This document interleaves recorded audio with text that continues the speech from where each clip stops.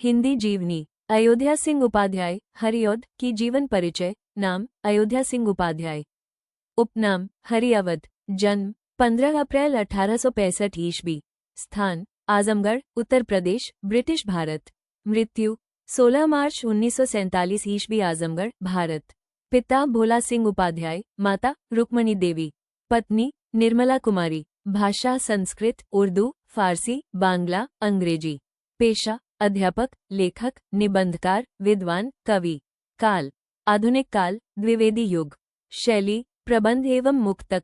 विषय गद्य, पद्य, नाटक, उपन्यास, काव्य ग्रंथ। रचनाएं काव्य प्रिय प्रवास, वैदेही वनवास, काव्योपवन, रसकलश, बोलचाल, चोखे चौपदे, चुभते चौपदे, पारिजात, कल्पलता, मर्मस्पर्श, पवित्र पर्व, दिव्य दोहावली, हरिऔध सतसई। पत्र पगली का पत्र। आत्मकथा इतिवृत्त, उपन्यास प्रेमकांता, ठेठ हिंदी का ठाठ, अधखिला फूल। नाटक प्रद्युम्न विजय, रुक्मिणी परिचय। अनुवाद वेनिस का बांका।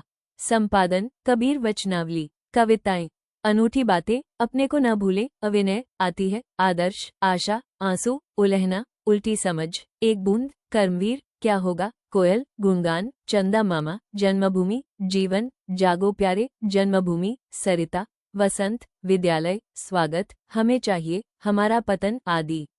हरिऔध की प्रथम रचना चुभते चौपदे 1932 ईस्वी है। अयोध्या सिंह उपाध्याय जी की प्रसिद्ध रचना प्रिय प्रवास 1914 है। अयोध्या सिंह उपाध्याय द्विवेदी युग के कवि है। हरिऔध का प्रथम उपन्यास प्रेमकांता था, जो 1894 में प्रकाशित किया गया था। प्रिय प्रवास में 17 सर्ग है। खड़ी बोली का प्रथम महाकाव्य प्रिय प्रवास माना जाता है। अयोध्या सिंह उपाध्याय हरिऔध का जन्म उत्तर प्रदेश के आजमगढ़ जिले के निजामाबाद में 1865 ईस्वी में हुआ था। उनकी शिक्षा दीक्षा घर पर ही हुई, जहां उन्होंने उर्दू, संस्कृत, फारसी, बांग्ला और अंग्रेजी भाषा और साहित्य का अध्ययन किया था। उनके कार्य जीवन का आरंभ मध्य विद्यालय के प्रधानाध्यापक के रूप में हुआ और बाद में कानूनगो के रूप में भी कार्य किया। इसके बाद फिर उन्होंने काशी हिंदू विश्वविद्यालय में अवैतनिक प्राध्यापक के रूप में सेवा दी। उनकी प्रतिष्ठा खड़ी बोली को काव्य भाषा के रूप में स्थापित करने वाले प्रमुख कवियों के रूप में है और इस क्रम में उनकी कृति प्रिय प्रवास को खड़ी बोली का पहला महाकाव्य कहा जाता है।